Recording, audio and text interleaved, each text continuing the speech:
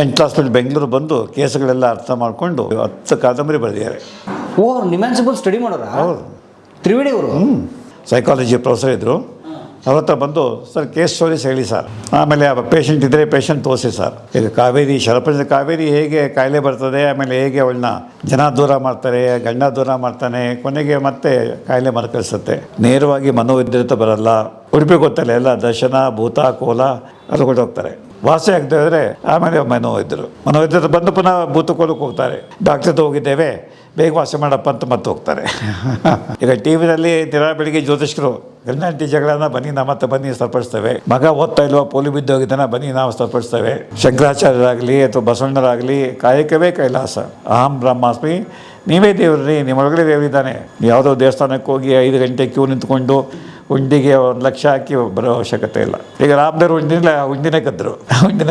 ಯಾಕೆಂದರೆ ಅವರಿಗೆ ಭಯವೇ ಇಲ್ಲ. ನಾವು ಭಕ್ತಿಯಿಂದ ಹೋಗಿ ಉಂಡಿಗೆ ಹಣ ಹಾಕಿ ದೇವರೇ ಕಾಪಾಡ ಬಂತೀವಿ, ಆ ಉಂಡಿ ಹಣ ಕದಿಯುವಂಥ ಜನನೇ ಇದ್ದಾರೆ.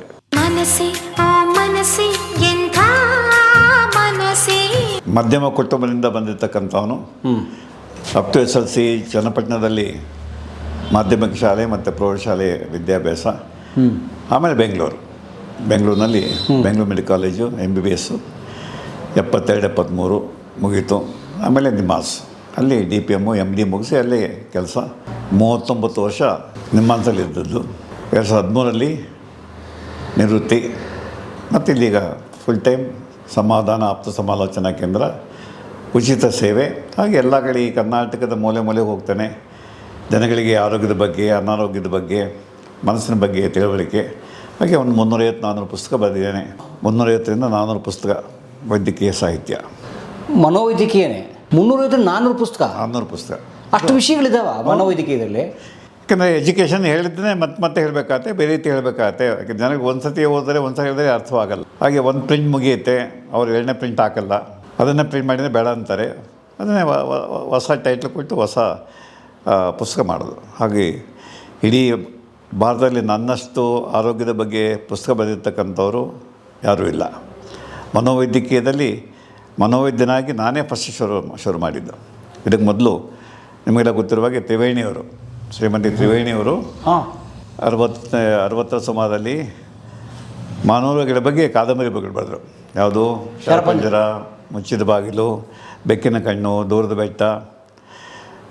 ಅವರೇ ಫಸ್ಟು ಜನಗಳಿಗೆ ಮನಸ್ಸಿನ ಕಾಯಿಲೆ ಬಂದಾಗ ಏನಾಗುತ್ತೆ, ಹಿಂದೆಲ್ಲ ಜನ ಹುಚ್ಚಿ ಅಷ್ಟೇ, ಅದು ಬಿಟ್ಟು ಇನ್ನೇನೂ ಗೊತ್ತಿಲ್ಲ. ಹುಚ್ಚುತನ ಹೇಗೆ ಬರ್ತದೆ, ಅಥವಾ ತಲೆ ಯಾಕೆ ಕೆಡುತ್ತೆ, ಯಾವುದೇ ಜನ್ಮದ ಕರ್ಮಫಲ, ಅಥವಾ ದೆವ್ವಭೂತ, ಮಾಟ ಮಂತ್ರ. ಹಾಗಾಗಿ ಜನಗಳಿಗೆ ದೇಹಕ್ಕೆ ಕಾಯಿಲೆ ಬಂದಾಗೆ ಮನಸ್ಸಿಗೂ ಕಾಯಿಲೆ ಬರುತ್ತೆ ಅಂತ ಕಲ್ಪನೆ ಈಗಲೂ ಅನೇಕರಿಗಿಲ್ಲ, ಒಪ್ಕೊಳ್ಳಲ್ಲ.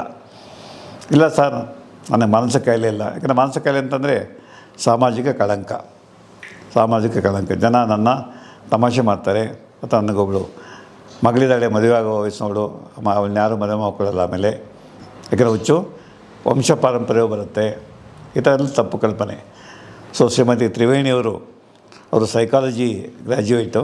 ಮೆಂಟಲ್ ಹಾಸ್ಪಿಟಲ್ ಬೆಂಗಳೂರು ಬಂದು ಕೇಸುಗಳೆಲ್ಲ ಅರ್ಥ ಮಾಡಿಕೊಂಡು ಅವರು ಕಾದಂಬರಿ 10 ಕಾದಂಬರಿ ಬರೆದಿದ್ದಾರೆ. ಓ, ನಿಮ್ಯಾನ್ಸಿಬಲ್ ಸ್ಟಡಿ ಮಾಡೋರ ತ್ರಿವೇಣಿ ಅವರು? ಅಲ್ಲಿ ನಿಮ್ಮಾನ್ಸಲ್ಲಿ ವಾಸುದೇವರಾವ್ ಸೈಕಾಲಜಿ ಪ್ರೊಫೆಸರ್ ಇದ್ದರು. ಅವ್ರ ಹತ್ರ ಬಂದು ಸರ್ ಕೇಸ್ ಸ್ಟೋರೀಸ್ ಹೇಳಿ ಸರ್, ಆಮೇಲೆ ಪೇಷಂಟ್ ಇದ್ದರೆ ಪೇಷಂಟ್ ತೋರಿಸಿ ಸರ್. ಸೊ ಹೋಗಿ ಪೇಷಂಟ್ ಮಾತಾಡಿ, ಈಗ ಶರಪಂಜ ಕಾವೇರಿ ಹೇಗೆ ಕಾಯಿಲೆ ಬರ್ತದೆ, ಆಮೇಲೆ ಹೇಗೆ ಅವಳನ್ನ ಜನ ದೂರ ಮಾಡ್ತಾರೆ, ಗಂಡ ದೂರ ಮಾಡ್ತಾನೆ, ಕೊನೆಗೆ ಮತ್ತೆ ಕಾಯಿಲೆ ಮರುಕಳಿಸುತ್ತೆ. ಅದು ಶರಪಂಜರ ಸಿನಿಮಾಗಿ ಕಲ್ಪನಾ ಅಭಿನಯ ಎಷ್ಟು ಚೆನ್ನಾಗಿ ಅಭಿನಯ ಮಾಡಿದ್ರು ನಿಮ್ಗೆ ಗೊತ್ತಿದೆ. ಅದು ಮೊದಲನೇದು. ಸೊ ಇಡೀ ಕನ್ನಡದಲ್ಲಿ ಮನೋವೈದ್ಯ ಸಾಹಿತ್ಯ ಶುರು ಮಾಡಿದ್ಯಾರು? ಶ್ರೀಮತಿ ತ್ರಿವೇಣಿ. ಆಮೇಲೆ ಅದರ ಜೊತೆಯಲ್ಲಿ ಡಾಕ್ಟರ್ ಎಂ ಶಿವರಾಮ್. ಯಾರು? ಶಿವರಾಮಯ್ಯರು ರಾಶಿ, ಕೊರವಂಜಿ ರಾಶಿ, ಅಪರಂಜಿ ಕೊರವಂಜಿ. ಸೊ ಕೊರವಂಜಿ ಪತ್ರಿಕೆ. ಆಮೇಲೆ ಅವರದೊಂದು ಕ್ಲಿನಿಕ್ಕು, ಜನರಲ್ ಪ್ರಾಕ್ಟೀಷನರು, ಮೆಜೆಸ್ಟಿಕ್ ಟಾಕೀಸ್ ಪಕ್ಕದಲ್ಲಿ ಸಿಟಿ ಡಿಸ್ಪೆನ್ಸರಿ ಅಂತ ಶಾಪ್ ಇಟ್ಕೊಂಡು ಡಾಕ್ಟರ್ ಕೆಲಸ ಮಾಡೋರು. ಅವರು ಪುನಃ ನಮ್ಮ ಮೆಂಟಲ್ ಹಾಸ್ಪಿಟಲ್ ಬಂದು ಆವಾಗ ಡೈರೆಕ್ಟರ್ ಆಗಿದ್ದವರು ಗೋವಿಂದ ಸ್ವಾಮಿ ಅಂತ. ಅವರಿಬ್ಬರು ಟೆನ್ನಿಸ್ ಪಾರ್ಟ್ನರ್ಸು, ಕಬ್ಬನ್ ಪಾರ್ಕ್ನಲ್ಲಿ ಟೆನ್ನಿಸ್ ಆಡೋರು. KSLTಗೆ. ಹಾಂ, ಆಗ ಮನೋವೈದ್ಯಕೀಯರ ಬಗ್ಗೆ ಓದ್ಕೊಂಡು ಗೋವಿಂದ ಸ್ವಾಮಿ ಹತ್ರ ಕೇಸಸ್ ಎಲ್ಲ ತಿಳ್ಕೊಂಡು ಅವರು ಮನೋನಂದನ ಅಂತ ಒಂದು ಪುಸ್ತಕ 65ರಲ್ಲಿ 74ರಲ್ಲಿ ಮನಮಂಥನ ಮನೋನಂದನ ಪುಸ್ತಕಕ್ಕೆ ಕರ್ನಾಟಕ ಸಾಹಿತ್ಯ ಅಕಾಡೆಮಿ ಅವಾರ್ಡು ಫಸ್ಟ್ ಟೈಮ್. ಒಂದು ವೈದ್ಯಕೀಯ ಪುಸ್ತಕಕ್ಕೆ ಸಾಹಿತ್ಯ ಅಕಾಡೆಮಿ ಅವಾರ್ಡ್ ಬಂದಿದ್ದು ಅದೇ ಫಸ್ಟು. ಆಮೇಲೆ ಮನಮಂಥನಕ್ಕೆ ಕೇಂದ್ರ ಸಾಹಿತ್ಯ ಅಕಾಡೆಮಿ ಬಂತು, ಅದೇ ಫಸ್ಟು ಅದೇ ಲಾಸ್ಟು. ಅಂದರೆ ಅವ್ರ ಬರವಣಿಗೆ ಎಷ್ಟು ಚೆನ್ನಾಗಿತ್ತು. ಹಾಗೆ ಅತ್ಯಂತ ಸರಳವಾಗಿ ಹಾಸ್ಯವನ್ನು ಮಿಶ್ರ ಮಾಡಿ ಜನಸಾಮಾನ್ಯ ಕೂಡ ಓದಿ ಸಂತೋಷ ಪಡುವಾಗೆ ಹಾಗೆ ಜ್ಞಾನವನ್ನು ಪಡ್ಕೊಳ್ಳುವಾಗೆ 2 ಪುಸ್ತಕ ಸಿಗುತ್ತೆ. ಈಗ ನೀವು ಗೂಗಲ್ನಲ್ಲಿ ಹಾಕಿ ಅದನ್ನು ತೋರಿಸಿ, ಮನೋನಂದನ ಮನಮಂಥನ. ರಾಶಿಯವ್ರ ಪುಸ್ತಕ. ಡಾಕ್ಟರ್ ಎಂ ಶಿವರಾಮ್, ರಾಶಿಯವರ ಕಾವ್ಯನಾಮ ರಾಶಿವರಾಮ್ ಅಥವಾ ಎಂ ಶಿವರಾಮ್ ಅಂತ. ಅದು ಕ್ಲಾಸಿಕಲ್ ಕೃತಿಗಳು. ಅವೆರಡು ಕೃತಿ ಬಿಟ್ಟರೆ, ಏಕೆಂದರೆ ತ್ರಿವೇಣಿಯವರು ಸೈಕ್ಯಾಟ್ರಿಸ್ಟ್ ಅಲ್ಲ, ಶಿವರಾಮು ಸೈಕ್ಯಾಟ್ರಿಸ್ಟ್ ಅಲ್ಲ, ಜನರಲ್ ಡಾಕ್ಟ್ರು. ಆಮೇಲೆ ನಾನು ಬರೆಯೋಕ್ಕೆ ಶುರು ಮಾಡಿದೆ. ಯಾವ ವರ್ಷ? 72ರಲ್ಲೇ ಮೊದಲ ಲೇಖನ, 72ರಲ್ಲೇ. ಆಗಿನ MBBS ಸ್ಟೂಡೆಂಟ್ ನಾನು. ಅವಳಿಂದಲೇ ಬರೆಯೋಕ್ಕೆ ಶುರು ಮಾಡಿ ಮೊದಲ ಪುಸ್ತಕ 79ರಲ್ಲಿ ಬಂತು. ಮೆದುಳು ಬಗ್ಗೆ ಒಂದು ಸಣ್ಣ ಪುಸ್ತಕ, ಕನ್ನಡ ಸಾಹಿತ್ಯ ಪರಿಷತ್ ಮಾಡೋದನ್ನು. ಆಮೇಲೆ ಮಗು ಮನಸ್ಸು ಆರೋಗ್ಯ, ಬೆಂಗಳೂರು ಯೂನಿವರ್ಸಿಟಿ ಮಾಡಿದ್ರು. ನನ್ನ ಮೊದಲ 2ನೇ ಪುಸ್ತಕ ಅದು. ಆ 2ನೇ ಪುಸ್ತಕಕ್ಕೆ ಸಾಹಿತ್ಯ ಅಕಾಡೆಮಿ ಅವಾರ್ಡ್ ಬಂತು, ಮಗು ಮನಸ್ಸು ಮತ್ತು ಆರೋಗ್ಯ. ನಂತರ ಮುಖ್ಯವಾಗಿ IBH ಅವರು ಸಾಕಷ್ಟು ಪುಸ್ತಕಗಳನ್ನ ಪ್ರಕಟ ಮಾಡಿದ್ರು. ಆಮೇಲೆ ನಮ್ಮ ಕರ್ನಾಟಕದವರು 100-150 ಪುಸ್ತಕ ಮಾಡಿದ್ದಾರೆ. ಈಗ ಸ್ವಪ್ನದವರು ಒಂದು 80-90 ಪುಸ್ತಕ ಮಾಡಿದ್ದಾರೆ. ಒಟ್ಟು 350ಕ್ಕಿಂತ ಹೆಚ್ಚಿನ ಕನ್ನಡ ಪುಸ್ತಕಗಳು, 50 ಇಂಗ್ಲೀಷ್ ಪುಸ್ತಕಗಳು. ಅನುವಾದ ಅಲ್ಲ, ನೀವೇ ಬರ್ತಾವೆ? ಹೌದು. ಹಾಗೆ ನನ್ನ ಕೆಲವು ಬೇರೆ ಭಾಷೆಗೆ ಅನುವಾದ, ತೆಲುಗಾಗಿದೆ, ಗುಜರಾತಿಗಾಗಿದೆ, ಹಿಂದಿಗಾಗಿದೆ, ಬೇರೆ ಭಾಷೆಗೂ ತರ್ಜುಮೆ ಆಗಿದೆ, ಬೇರೆಯವ್ರು ಮಾಡಿದ್ದಾರೆ. ಮತ್ತು ಇಂಗ್ಲೀಷು ಕನ್ನಡ ನಾನೇ ಬರೀತಾನೆ, ಯಾರಿಗೂ ಬೇರೆಯವ್ರು ಟ್ರಾನ್ಸ್ಲೇಟ್ಗೆ ಏನು ಕೊಡಲ್ಲ. ಸೊ ಹಾಗಾಗಿ ಆಮೇಲೆ ನಾನು ಬರೆಯೋಕ್ಕೆ ಶುರು ಮಾಡಿದ್ಮೇಲೆ ನಮ್ಮ ಸಮಕಾಲೀನರು ಮತ್ತು ನಮ್ಮ ಸಹೋದ್ಯೋಗಿಗಳು ಜೊತೆಗೆ ಶಿಷ್ಯರು, ಅಲ್ಲಿ ಡಾಕ್ಟರ್ ಅಶೋಕ್ ಪೈ ಗೊತ್ತಿದೆ ನಿಮಗೆ.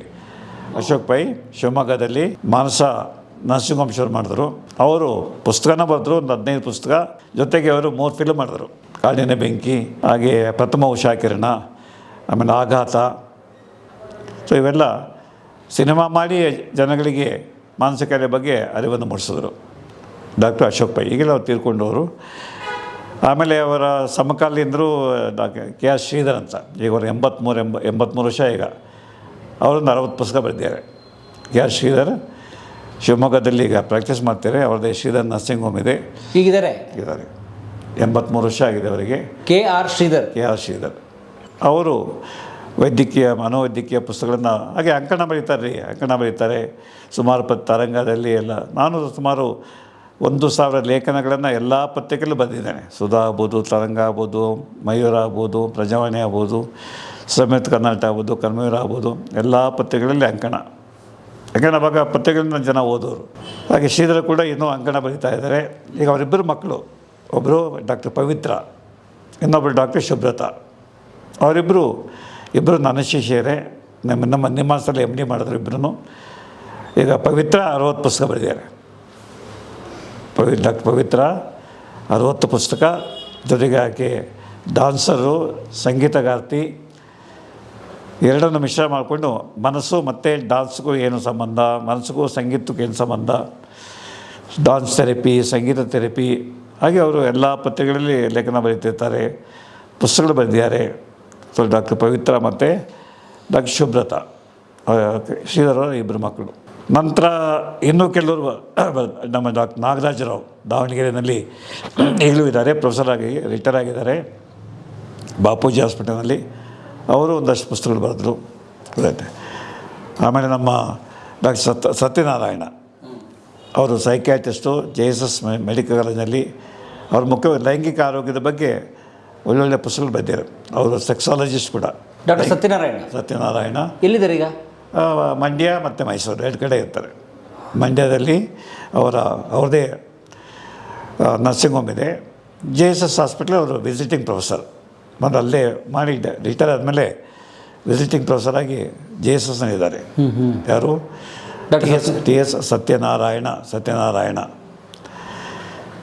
ಆಮೇಲೆ ಬೇರೆಯವ್ರಿಗೆ ಸಾಕಷ್ಟು ಜನ, ಈಗ ಡಾಕ್ಟರು ಯಾರು ವಿರೂಪಾಕ್ಷ ದೇವರ ಮನೆ ಉಡುಪಿ, ಆಮೇಲೆ ಡಾಕ್ಟ್ರು ಭಂಡಾರಿ ಉಡುಪಿ. ಯಾಕಂದರೆ ಎಲ್ಲರೂ ಗೊತ್ತು, ಜನಗಳಿಗೆ ತಿಳುವಳಿಕೆ ಇಲ್ಲ, ನೇರವಾಗಿ ಮನೋವಿದ್ರತ ಬರಲ್ಲ. ಉಡುಪಿ ಗೊತ್ತಲ್ಲ, ಎಲ್ಲ ದರ್ಶನ, ಭೂತ, ಕೋಲ ಅದು ಕೊಟ್ಟು ಹೋಗ್ತಾರೆ. ಯಾವುದೇ ಕಾಯಿಲೆ ಬರಲಿ ಫಸ್ಟು ಭೂತ ದರ್ಶನ ಮಾಡಿ ಭೂತಕ್ಕೆ ಕಾಣಿಕೆ ಒಪ್ಪಿಸಿ ಕುರಿ ಕೋಳಿ ಬಲಿ ಕೊಟ್ಟು ವಾಸಿ ಮಾಡಪ್ಪ ಅಂತ ಕೇಳಿ ವಾಸಿ ಆಗದೆ ಹೋದರೆ ಆಮೇಲೆ ಮನೋವಿದ್ರತ ಬಂದು ಪುನಃ ಭೂತ ಕೋಲಕ್ಕೆ ಹೋಗ್ತಾರೆ. ದೇವ್ರ ಹತ್ರ ಡಾಕ್ಟ್ರ್ ಹತ್ರ ಹೋಗಿದ್ದೇವೆ, ಬೇಗ ವಾಸಿ ಮಾಡಪ್ಪ ಅಂತ ಮತ್ತೆ ಹೋಗ್ತಾರೆ. ಹಾಗೆ ಜ್ಯೋತಿಷ್ಕರು, ಈಗ ಟಿ ವಿನಲ್ಲಿ ದಿನ ಬೆಳಿಗ್ಗೆ ಜ್ಯೋತಿಷ್ಕರು ಎಲ್ಲ ಜಗಳನ್ನ ಬನ್ನಿ ನಮ್ಮ ಹತ್ರ ಬನ್ನಿ ಸರಿಪಡಿಸ್ತೇವೆ. ಮಗ ಓದ್ತಾ ಇಲ್ವ, ಪೋಲಿ ಬಿದ್ದೋಗಿದ್ದಾನೆ, ಬನ್ನಿ ನಾವು ಸರಿಪಡಿಸ್ತೇವೆ, ಹೋಮ ಹವನ ಮಾಡ್ತೇವೆ. ಹೀಗೆ ನಮ್ಮ ಜನ should we believe god, ghost, which horoscope, astrology, horoscope and astrology. ಹೀಗೆ ಇವತ್ತು ಕೂಡ ನಮ್ಮ ಮಿನಿಸ್ಟ್ರಿಗಳಿಂದ ಹಿಡಿದು ಎಲ್ಲರೂ ಹೋಗೋದು ಇವ್ರ ತಾನೆ. ನನಗೆ ಮಿನಿಸ್ಟ್ರಿಶಿಪ್ ಸಿಗುತ್ತಾ ಇಲ್ವಾ, ಇರೋ ಮಿನಿಸ್ಟ್ರಿಶಿಪ್ಪು ಹೋಗುತ್ತಾ, ನಾನು ಯಾವಾಗ ಸಿ ಎಮ್ ಆಗ್ತೇನೆ, ಇವತ್ತೇ ಹೋಗೋದು. ಆದರೆ ಅದೆಲ್ಲ ವರ್ಕ್ ಆಗಲ್ವಾ? ನೀವು ಹೇಳಿ, ನೀವು ಹೋಗಿ ಹಾಗೆ ನೀವು ಪದ್ಮಶ್ರೀ ತೊಗೊಂಡಿರುತ್ತೆ. ಪದ್ಮಶ್ರೀ ಸಿಗಲಿ ತೊಗೊಳೋದು ಕೈ ಬಿಡಿ ಸರ್. ನಮಗೆ ಯಾವುದೋ ಹೋಮ ಹವನ ಮಾಡಿ 26ನೇ ಇಸ್ವಿಗೆ 27ನೇ ಇಸ್ವಿಗೆ ನನಗೆ ಪದ್ಮಶ್ರೀ ಅವಾರ್ಡ್ ಕೊಡಿಸಿಂತ ಕೊಡಿಸ್ತಾರೆ ನೋಡೋಣ. ಇವೆಲ್ಲ ಕಲ್ಪನೆಗಳು, ನಂಬಿಕೆಗಳು ಅಷ್ಟೇ. ಹಾಗಾಗಿ ಈಗ ಎಲ್ಲ ಮನೋವೈದ್ಯರು ಈಗ ನನ್ನ ಪುಸ್ತಕಗಳನ್ನ ಇರ್ತಾರೆ. ಈಗ ಡಾಕ್ಟರ್ ಎಂ ಶ್ರೀನಿವಾಸ ಸ್ಪಂದನ ಹಾಸ್ಪಿಟ್ಲಿಗೆ ಹೋಗಿ ಅಲ್ಲಿ ನಮ್ಮ ಪುಸ್ತಕಗಳೇ ಇಟ್ಟಿದ್ದಾರೆ.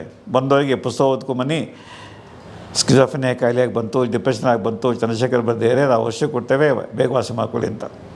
ಹಾಗೆ ಕೆಲವು ತಾವೇ ಬರೆದಿದ್ದಾರೆ. ಹಾಗಾಗಿ ಇಡೀ ದೇಶದಲ್ಲಿ ಕನ್ನಡದಲ್ಲಿ ಬಂದಿರುವಷ್ಟು ಮನೋವೈದ್ಯ ಸಾಹಿತ್ಯ ಇನ್ಯಾವುದೇ ಭಾಷೆಯಲ್ಲಿ ಬಂದಿಲ್ಲ. ಕನ್ನಡ ಬಿಟ್ಟೆ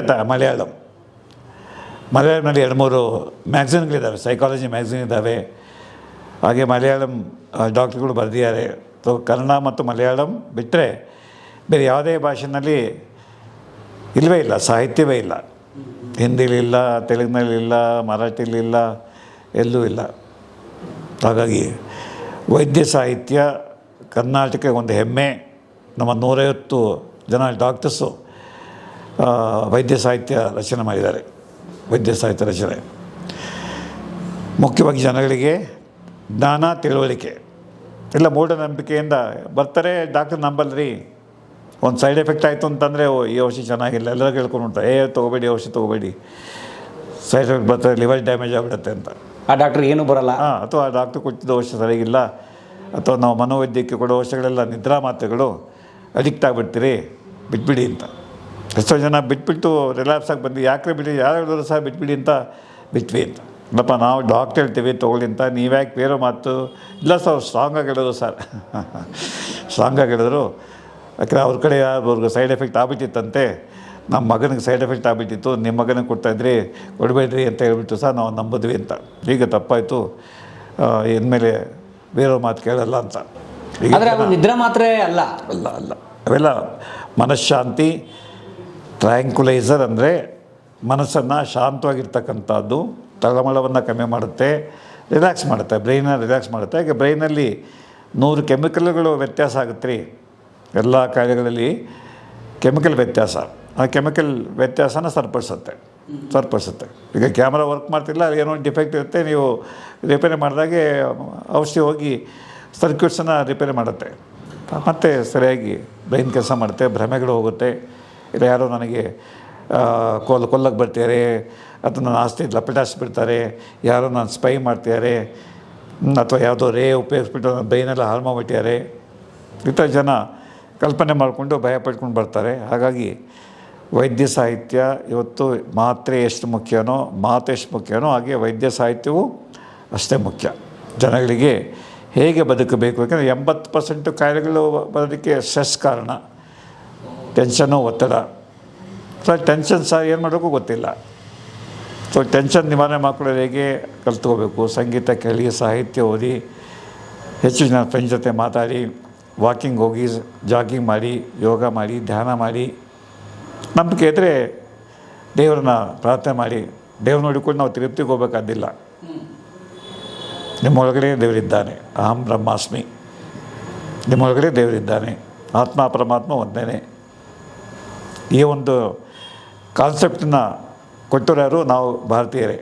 ನಾವು ದೇಶದಲ್ಲೂ ದೇವರೆಲ್ಲೋ ಇದ್ದಾನೆ, ನೀನೆಲ್ಲಿ ಇದೆಯಾ, ಚರ್ಚ್ಗೆ ಹೋಗು, ಪ್ರಾರ್ಥನೆ ಮಾಡು, ಮಸೀದಿಗೆ ಹೋಗಿ ನಮಸ್ಕಾರ ಮಾಡು. ಹಾಂ, ಈಗ ನಮ್ಮ ಶಂಕರಾಚಾರ್ಯರಾಗಲಿ ಅಥವಾ ಬಸವಣ್ಣರಾಗಲಿ ಕಾಯಕವೇ ಕೈಲಾಸ, ಅಹಂ ಬ್ರಹ್ಮಾಸ್ಮಿ, ನೀವೇ ದೇವ್ರಿ, ನಿಮ್ಮೊಳಗಡೆ ದೇವರಿದ್ದಾನೆ. ಇಲ್ಲೇ ಕೂತ್ಕೊಂಡೆ ಒಂದು ನಿಮಿಷ ಪ್ರಾರ್ಥನೆ ಮಾಡಿ, ದೇವರು ಸರ್ವಾಂತರಮೇ ಅವನಿಗೆ ಕೇಳಿಸುತ್ತೆ. ಯಾವುದೋ ದೇವಸ್ಥಾನಕ್ಕೆ ಹೋಗಿ 5 ಗಂಟೆ ಕ್ಯೂ ನಿಂತ್ಕೊಂಡು ಉಂಡಿಗೆ 1 ಲಕ್ಷ ಹಾಕಿ ಬರೋ ಅವಶ್ಯಕತೆ ಇಲ್ಲ. ನೋಡಿ, ಮೊನ್ನೆ 1 ಕೋಟಿ ಕಲೆಕ್ಷನ್ನು ತಿರುಪತಿ ಹುಂಡಿ. ಹಾಂ ಹಾಂ. ಈಗ ರಾಮದೇವ್ರ ಹುಂಡಿನೇ ಕದ್ದರು. ಯಾಕೆಂದರೆ ಅವರಿಗೆ ಭಯವೇ ಇಲ್ಲ. ನಾವು ಭಕ್ತಿಯಿಂದ ಹೋಗಿ ಹುಂಡಿಗೆ ಹಣ ಹಾಕಿ ದೇವರೇ ಕಾಪಾಡ ಬಂತೀವಿ, ಆ ಹುಂಡಿ ಹಣ ಕದಿಯುವಂಥ ಜನನೇ ಇದ್ದಾರೆ. ಅವ್ರಿಗೇನು ಭಯವಿಲ್ಲ. ಅವ್ರಿಗೂ ರಾಮಾಯಣ ಮಾಡಲ್ಲ, ತಿರುಪತಿ ತಿಮ್ಮಪ್ಪ ಏನು ಮಾಡಲ್ಲ. ಎಲ್ಲ ಈಗ ನೋಡಿ, ಎಲ್ಲ ದೇವಸ್ಥಾನಗಳಲ್ಲಿ ನಮ್ಮ ಸರ್ಕಾರ CC ಕ್ಯಾಮರಾ ಹಾಕಿ ಅವ್ರು ಎಣಿಸುವಾಗ ಅಂತ. ಅಂದರೆ ಏನು, ಹುಂಡಿಗೆ CC ಕ್ಯಾಮ್ರಾ. ನಂಬಿಕೆಯಿಂದ ಹಾಕೋ ಜನ ಒಂದು ಕಡೆ, ಆ ಹುಂಡಿನೇ ಕಳ್ತನ ಮಾಡಿ ಕದಿಯುವಂಥ ಜನ ಇನ್ನೊಂದು ಕಡೆ. ಅವ್ರಿಗೇನು, ಆ ಕದಿಯವರಿಗೆ ದೇವ್ರ ಶಿಕ್ಷೆ ಕೊಡ್ತಾನೆ ಗೊತ್ತಿಲ್ಲ ನಮಗೆ, ಕೊಡ್ದಿಂತ ಆಸೆ ಅಷ್ಟೇ. ಹಾಗೆ ಬೇಡ್ಕೊಂಡಾಗ ದೇವ್ರು ಒಳ್ಳೇದು ಮಾಡ್ತಾನೆ ಒಂದು ಆಸೆ, ಒಳ್ಳೇದು ಮಾಡ್ತಾನೆ ಇಲ್ಲೋ ಗೊತ್ತಿಲ್ಲ. 10 ದೇವಸ್ಥಾನಕ್ಕೆ ಹೋದ್ವಿ, ಮಗಳು ಮದುವೆ ಆಗಿಲ್ಲ ಸರ್, ಇನ್ನು ಯಾಕೆ ಗೊತ್ತಿಲ್ಲ ಸರ್. 10 ದೇವಸ್ಥಾನಕ್ಕೆ ಹೋದ್ವಿ, 10 ಕಡೆ ಹರಕೆ ಕಟ್ಕೊಂಡಿದ್ದೇವೆ, ಮದುವೆ ಆದ ತಕ್ಷಣ ಹರಕೆ ತೀರಿಸ್ತೀವಿ ಅಂತ, ಇನ್ನೂ ಮದುವೆ ಆಗಿಲ್ಲ, ಮಕ್ಕಳಾಗಿಲ್ಲ. ಸೊ ಮಕ್ಕಳಾಗಲಿ ಅಂದರೆ ಡಾಕ್ಟರ್ ಹೋಗಿ ಟೆಸ್ಟ್ ಮಾಡಿಸ್ಕೊಂಡು ಮಕ್ಳು ಯಾಕಾಗಿಲ್ಲ ಅಂತ ಟೆಸ್ಟ್ ಮಾಡಿಸ್ಕೋ ಬದಲು ಹರಕೆ ಹೊತ್ಕೊಂಡ್ಬಿಟ್ರೆ, ತೊಟ್ಲೆ ಕಟ್ಬಿಟ್ರೆ, ಇಲ್ಲ ಅಂತಂದರೆ ಕಾಣಿಕೆ ಹಾಕ್ಬಿಟ್ರೆ ಮಕ್ಕಳಾಗತ್ವೇನೋ ನಂಬಿಕೆ ಜನಗಳಿದೆ. ಇವೆಲ್ಲ ಸಾವಿರಾರು ವರ್ಷಗಳಿಂದ ನಂಬಿಕೆಗಳು ಬಂದುಬಿಟ್ಟಿವೆ. ಹಾಗಾಗಿ ವೈದ್ಯ ಸಾಹಿತ್ಯದಲ್ಲಿ ನಾವು ಈ ಮೂಢನಂಬಿಕೆಗಳನ್ನು ತೆಗಿತಕ್ಕಂಥದ್ದು. ಆಯಿತು, ನೀವು ನಂಬಿಕೆ ಇದ್ದರೆ ಹೋಗಿ, ಆದರೆ ಅದೊಂದೇ ಮಾಡ್ತಾ ಕೂತ್ಕೋಬೇಡಿ. ವೈದ್ಯರ ಹತ್ರ ಬನ್ನಿ, ವೈದ್ಯರು ಹೇಳ್ತಕ್ಕಂಥ ಔಷಧಿಗಳನ್ನು ಅಥವಾ ಚಿಕಿತ್ಸೆಯನ್ನು, ಸಲಹೆಯನ್ನು ಕೇಳಿ ಬೇಗ ವಾಸಿ ಆಗುತ್ತೆ ಅದರಿಂದ. ಹಾಗೆ ಇನ್ನೊಂದು ಮನೋವೈದ್ಯ ಸಾಹಿತ್ಯ, ಶಾಸ್ತ್ರ ಸಾಹಿತ್ಯ. ಇವಾಗ ಸೈಕಾಲಜಿ ಸ್ಟೂಡೆಂಟ್ಸ್ ಇದ್ದಾರೆ, ನರ್ಸಿಂಗ್ ಸ್ಟೂಡೆಂಟ್ಸ್ ಇದ್ದಾರೆ, ಅವರು ಕನ್ನಡಲ್ಲೇ ಓದಬೇಕು, ಇಂಗ್ಲೀಷ್ ಬರಲ್ಲ. ಹಾಗಾಗಿ ಈಗ BSc ಸೈಕಾಲಜಿ ಕೋರ್ಸ್ಗಳಿದ್ದಾವೆ, MSc ಸೈಕಾಲಜಿ ಕೋರ್ಸ್ಗಳಿದ್ದಾವೆ. ಅಲ್ಲಿ ಇಂಗ್ಲೀಷಲ್ಲೇ ಎಲ್ಲ ಪುಸ್ತಕಗಳಿರ್ತವೆ. ಆ ದೃಷ್ಟಿನಲ್ಲಿ ನಮ್ಮ ಹೆಸರು ಹೇಳ್ತೀನಿ, ಒಂದು ಡಾಕ್ಟರ್ ನಟರಾಜ್ ಅಂತ, ಮೈಸೂರಿನಲ್ಲಿ professor of psychology doctor Nataraj ಅವರೇ ಪಬ್ಲಿಕೇಶನ್ ವಿಂಗ್ ಶುರು ಮಾಡಿ BSc ವಿದ್ಯಾರ್ಥಿಗಳಿಗೆ ಕನ್ನಡದಲ್ಲಿ ಮನಃಶಾಸ್ತ್ರವನ್ನು ಬರೆದಿದ್ದಾರೆ. ಯಾರು? ಡಾಕ್ಟರ್ ನಟರಾಜ್. ನೀವು ಗೂಗಲ್ನಲ್ಲಿ ಹಾಕಿ ಅವ್ರ ಚಿತ್ರ ಬರ್ತದೆ, ಅವ್ರು ಬರೆದಿರೋ ಪುಸ್ತಕಗಳು ಬರ್ತವೆ. ಹಾಗೆ ಡಾಕ್ಟರ್ ಧನನೇಂದ್ರಯ್ಯ ಅಂತ, ಅವರು ಸೈಕಾಲಜಿಸ್ಟು. ಡಾಕ್ಟರ್ M ಬಸವರಾಜ್ ಅಂತ ಇದ್ದಾರೆ, ಈಗಲೂ ಇದ್ದಾರೆ, 94 ವರ್ಷ, ಬೆಂಗಳೂರಿನಲ್ಲಿದ್ದಾರೆ, 94. ಡಾಕ್ಟರ್ ಬಸವರಾಜು ಅಂತ, ಅವರು ಆಂಧ್ರದಲ್ಲೂ ಕೆಲಸ ಮಾಡಿದ್ರು, ಮೈಸೂರಿನಲ್ಲಿ ಕೆಲಸ ಮಾಡಿದ್ರು, ಈಗ ಮೈಸೂರಿನಲ್ಲಿ ಸೆಟ್ ಆಗಿದ್ದಾರೆ. ಅವರು ಸಾಕಷ್ಟು ಪುಸ್ತಕಗಳನ್ನು ಕನ್ನಡದಲ್ಲಿ ಬರೆದಿದ್ದಾರೆ. ಯಾವುದ್ರ ಬಗ್ಗೆ? ಮನಃಶಾಸ್ತ್ರದ ಬಗ್ಗೆ. SK ರಾಮಚಂದ್ರಾಯರು. SK ರಾಮಚಂದ್ರ ಗೊತ್ತು ನಿಮಗೆ, ಅವರು ನಿಮ್ಮಾನ್ಸಲ್ಲಿ ಪ್ರೊಫೆಸರ್ ಸೈಕಾಲಜಿ ಆಗಿದ್ದರು, ಆಮೇಲೆ ಬಿಟ್ಟರು. ಸಂಸ್ಕೃತ ವಿದ್ವಾಂಸರು, ಜ್ಯೋತಿಷ್ಶಾಸ್ತ್ರದ ವಿದ್ವಾಂಸರು, ಶಿಲ್ಪಶಾಸ್ತ್ರ ವಿದ್ವಾಂಸರು, ಸಂಗೀತದ ವಿದ್ವಾಂಸರು. ನಡೆದಾಡುವ ವಿಶ್ವವಿದ್ಯಾಲಯ SK ರಾಮಚಂದ್ರಾಯರು. ಈಗಿದ್ದಾರಾ? ಇಲ್ಲ, ತಿಳ್ಕೊಂಡ್ರು. ಅವರು ಕನ್ನಡದಲ್ಲಿ ಸಂಗೀತದ ಬಗ್ಗೆ ಪುಸ್ತಕ ಬರೆದಿದ್ದಾರೆ, ಮನಃಶಾಸ್ತ್ರದ ಬಗ್ಗೆ ಪುಸ್ತಕ ಬರೆದಿದ್ದಾರೆ, ಶಿಲ್ಪಶಾಸ್ತ್ರದ ಬಗ್ಗೆ ಪುಸ್ತಕ ಬರೆದಿದ್ದಾರೆ, ವೇದಗಳ ಬಗ್ಗೆ ಭಾಷೆಗಳು ಬರೆದಿದ್ದಾರೆ. SK ರಾಮಚಂದ್ರಾಯರು ಪಂಡಿತರು, ಸ್ಕಾಲರ್. ಅವರು ವಿದ್ವಾಂಸರು ಅಂತಾರೆ, ವಿದ್ವಾಂಸರೇ. ನಿಮ್ಮಾನ್ಸ್ ಬಿಟ್ಬಿಟ್ಟು ಅವರು ಈ ಏರಿಯಾಗೆ ಹೊಟ್ಟವರು. ಸಂಸ್ಕೃತ, ಪ್ರಾಕೃತ ಭಾಷೆ, ಆಗ ಒಂದು 10 ಭಾಷೆ ಪಾರಂಗತರು, 10 ಭಾಷೆಯಲ್ಲಿ ಪಾರಂಗತರಾಗಿ ವಿದ್ವಾಂಸರು. ಸಾಕಷ್ಟು ಕಡೆ ಹೋಗಿ ವಿಸಿಟಿಂಗ್ ಪ್ರೊಫೆಸರ್ ಕೆಲಸ ಮಾಡಿದ್ರು. ಮತ್ತು ಕನ್ನಡದಲ್ಲಿ ಮನಃಶಾಸ್ತ್ರದಲ್ಲಿ ಸಾಹಿತ್ಯವನ್ನು ರಚನೆ ಮಾಡಿದ್ರು. ಆಮೇಲೆ ಡಾಕ್ಟರ್ ಆರ್ ಶ್ರೀಧರ ಅಂತ NM ಕ್ಯಾರಿವಿನಲ್ಲಿ ಸೈಕಾಲಜಿ ಪ್ರೊಫೆಸರ್ ಆಗಿದ್ದರು. ಅವರು ಇನ್ನೂ ಇದ್ದಾರೆ, ಶ್ರೀಧರ ಅಂತ, ಅವರು ಬರೆದಿದ್ದಾರೆ. ಆಮೇಲೆ ಡಾಕ್ಟರ್ ಅರವಿಂದ ಚೊಕ್ಕಾಡಿಯವರು ಬರೆದಿದ್ದಾರೆ. ನಂತರ ಮೇನಗುಂಡಿ ಸುಬ್ರಹ್ಮಣ್ಯಂ, ದೊಡ್ಡ ಹೆಸರು ಕೇಳಿದ್ದೀರಾ? ಡಾಕ್ಟರ್ ಮೇನಗುಂಡಿ ಸುಬ್ರಹ್ಮಣ್ಯಂ ಟ್ರಾನ್ಸಾಕ್ಷನಲ್ ಅನಾಲಿಸಿಸ್, ಅದೊಂದು ವಿಶಿಷ್ಟವಾದಂಥ ಥೆರಪಿ, ಮನೋಚಿಕಿತ್ಸೆ.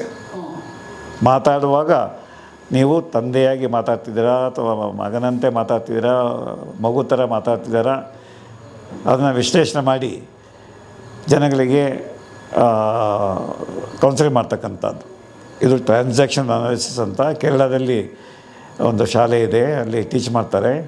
ಅದರಲ್ಲಿ ಓದ್ಕೊಂಡು ಅವರು ಮನಸ್ಸಿಲ್ಲದ ಮಾರ್ಗ ಅಂತ ಒಂದು ಪುಸ್ತಕ ಬರೆದಿದ್ದಾರೆ. ಅದೊಂದು 15 ಮುದ್ರಣ ಕಂಡಿದೆ. ಮನಸ್ಸಿಲ್ಲದ ಮಾರ್ಗ. ಮನಸ್ಸಿಲ್ಲದ ಮಾರ್ಗ. ನಾವೇನು ಮನಸ್ಸು ಮಾಡಿ ಮಾರ್ಗ ಸಿಗುತ್ತೆ ಅಂತ, ಮನಸ್ಸಿಲ್ಲದ ಮಾರ್ಗ. ಏನು ಟೈಟಲ್ ನೋಡಿ. ಮನಸ್ಸಿಲ್ಲದ ಮಾರ್ಗ ಅಂತ ಬರೆದು ಹೇಗೆ ಕೌಟುಂಬಿಕ ಸಮಸ್ಯೆಗಳು ಬರ್ತವೆ, ಹೇಗೆ ನಮಗೆ ಕೀಳರಿಮೆ ಬರ್ತದೆ, ಹೇಗೆ ನಮಗೆ ಅಸಹಾಯಕತೆ ಬರ್ತದೆ, ಅಥವಾ ಏನೂ ಆಗಲ್ಲ ಅನ್ನೋ ಹತಾಶೆ, ನಿರಾಶೆ ಬರ್ತದೆ, ಆ ನಿರಾಶೆಯಿಂದ ಹೊರಬರೋದು ಹೇಗೆ, ಅದಕ್ಕೆ ಮನಸ್ಸಿಲ್ಲದ ಮಾರ್ಗ. ಹಾಗೆ ಇನ್ನು ಬೆಳ್ಳಾರಿ ಅಂತ, ಬೆಳ್ಳಾರಿಯವರು ತೀರ್ಕೊಂಡವರು 3-4 ವರ್ಷದಿಂದ, ಅವರು ಟ್ರಾನ್ಸಾಕ್ಷನ್ ಅನಾಲಿಸಿಸ್ ಬಗ್ಗೆ ಆ ಒಂದು ಥೆರಪಿ, ಯಾಕೆಂದರೆ ಥೆರಪಿಯ ಸುಮಾರು 20-30 ಬಗ್ಗೆ ಥೆರಪಿಗಳಿದ್ದಾವೆ ಮನಸ್ಸಿಗೆ. ಮನೋಚಿಕಿತ್ಸೆಯಲ್ಲಿ ಬೇರೆ ಬೇರೆ ರೂಪದ ಸಲಹೆ ಕೊಡ್ತಕ್ಕಂಥ ವಿಧಾನಗಳಿದ್ದಾವೆ. ಅದ್ರ ಬಗ್ಗೆ ಆಯಾ ಥೆರಪಿ ಮಾಡ್ತಕ್ಕಂಥವ್ರು ಇವಾಗ ಕಾಗ್ನಿಟಿವ್ ಬಿಹೇವಿಯರ್ ಥೆರಪಿ, ಯೋಚನೆಗಳನ್ನು ಬದಲಾಯಿಸಿ ನಿಮ್ಮ ಮನಸ್ಸನ್ನು ಬದಲಾಯಿಸ್ತಕ್ಕಂಥದ್ದು, ಭಾವನೆಗಳನ್ನು ಬದಲಾಯಿಸಿ ನಿಮ್ಮ ಮನಸ್ಸಿಗೆ ಸಂತೋಷ ಕೊಡ್ತಕ್ಕಂಥದ್ದು. ಆ ರೀತಿ ಬೇರೆ ಬೇರೆ ಸೈಕಾಲಜಿ ವಿಭಾಗದಲ್ಲಿ ಇರ್ತಕ್ಕಂಥ ಅನೇಕ ಮಹನೀಯರು ಈ ಪುಸ್ತಕಗಳು ಬರೆದಿದ್ದಾರೆ. ಇದನ್ನು ತೆಗೆದುಕೊಂಡು ನೀವು ಕೆಳಗೆ ಟೈಟ್ಲ್ಗಳು ಹಾಕಿ ಯಾರು ಬರೆದಿದ್ದಾರೆ ಅಂತ. ಹಾಗಾಗಿ ಇವತ್ತು ಕನ್ನಡ ಸಾಹಿತ್ಯ ಬರೀ ಕತೆ, ಕಾದಂಬರಿ ಅಥವಾ ನಾಟಕ ಅಷ್ಟೇ ಸಾಹಿತ್ಯವಲ್ಲ. ಈಗ ಕತೆ, ಕಾದಂಬರಿ ಯಾರೂ ಓದಲ್ಲ, ಕವನ ಅಂತೂ ಯಾರೂ ಮುಟ್ಟಲ್ಲ. ಈಗ ಪುಸ್ತಕ ವ್ಯಾಪಾರ ಝೀರೋ. ಎಲ್ಲ ಸೋಷಿಯಲ್ ಮೀಡಿಯಾ, ಟ್ವಿಟ್ಟರು, ಇನ್ಸ್ಟಾಗ್ರಾಮು, ಅಥವಾ ನೀವು ಮಾಧ್ಯಮದವರು ಯೂಟ್ಯೂಬ್ನ ಹಾಕ್ಬಿಟ್ಟು ಯೂಟ್ಯೂಬ್ ನೋಡ್ತಾ ಕೂತ್ಕೊಳ್ತಾರೆ ಜನ. ಈಗ ಜನಗಳನ್ನ ಮುಟ್ಟೋದಕ್ಕೆ ಯೂಟ್ಯೂಬೇ ಈಗ ಹೆಚ್ಚು. ಹಾಗೆ ಇನ್ಸ್ಟಾಗ್ರಾಮ್ಗಳು, ವಾಟ್ಸಪ್ಗಳು, ಹಾಗೆ ಟಿಪ್ಸ್ಗಳು. ದಿನ ಓಪನ್ ಮಾಡಿದ್ರೆ 10 ಜನ 10 ಟಿಪ್ಸು. ಕೋಪ ಬಂದಾಗ ಏನು ಮಾಡಬೇಕು, ಯಾರೋ ಒಂದು ಟಿಪ್ ಕಳಿಸ್ತಾರೆ. ಮನಸ್ಸಿಗೆ ದುಃಖ ಆಯ್ತಾ, ಬೇಜಾರಾಯ್ತಾ, ಏನು ಮಾಡಬೇಕು, ಇನ್ನೊಬ್ಬರು ಒಂದು ಟಿಪ್ಸ್ ಕಳಿಸ್ತಾರೆ. ಟಿಪ್ಸ್ ಯಾರು ನೀವು ಚೆನ್ನಾಗಿ ಸಂತೋಷದ ಬಗ್ಗೆ ಹೀಗೆ ಮಾಡಿ ಹಾಗೆ ಮಾಡಿ, ಅಥವಾ ಬಸವಣ್ಣವ್ರ ಕೋಟಿಂಗು, ಡಿವಿಜರ್ ಕೋಟಿಂಗು, ಅಥವಾ ಮತ್ತೊಬ್ಬರ ಕೋಟಿಂಗನ್ನು ಹಾಕಿ ರಿಮೈಂಡ್ ಮಾಡ್ತಾರೆ ನಿಮ್ಮನ್ನು. ಜನ ಅದನ್ನು ಓದ್ಕೊಳ್ತಾರೆ. ಅದೇ DVG ಪುಸ್ತಕ ತಗೊಂಡು ಓದೋಕ್ಕೆ ಹೋಗಲ್ಲ, ಅದೇ ಬಸವಣ್ಣವರ ವಚನಗಳ ಪುಸ್ತಕ ತಗೊಂಡು ಓದೋಕ್ಕೆ ಹೋಗಲ್ಲ. ಸೊ ಯಾರು ವ್ಯಾಟ್ಸಪ್ ಎಷ್ಟು ಚೆನ್ನಾಗಿ ನಡೆಸ್ತಾರೆ, ಬಸವಣ್ಣ ವಚನ ಅಂತ. ಸೊ ಹಾಗಾಗಿ ಇವತ್ತು ಮಾಧ್ಯಮ, ನೀವು ಮಾಧ್ಯಮದವರು ಭಾಳ ಒಳ್ಳೆಯ ಕೆಲಸ ಮಾಡ್ತಾಯಿದ್ದೀರಿ. ಮನಸೇ ಎಲ್ಲರೂ ಕಲಾ ಮಾಧ್ಯಮ ನೋಡಿ, ಸಬ್ಸ್ಕ್ರೈಬ್ ಮಾಡಿ, ಗಂಟೆ ಹೊಡಿ, ಅಷ್ಟೇ. ಈ ವಿಡಿಯೋ ನೋಡಿದ್ದಕ್ಕೆ ನಿಮಗೆ ತುಂಬ ಧನ್ಯವಾದಗಳು. ಪುಸ್ತಕಗಳನ್ನು ಓದು ಮನಸ್ಸನ್ನು ಅರಳಿಸುತ್ತೆ, ಬುದ್ಧಿಯನ್ನು ಚುರುಕು ಮಾಡುತ್ತೆ, ಕಾಣದ ಹೊಸ ಲೋಕವನ್ನು ಪರಿಚಯಿಸುತ್ತೆ. ಹಾಗಾಗಿ ಓದುವ ಸಂಸ್ಕೃತಿ ಹೆಚ್ಚಾಗ್ಲಿ. ಧನ್ಯವಾದ.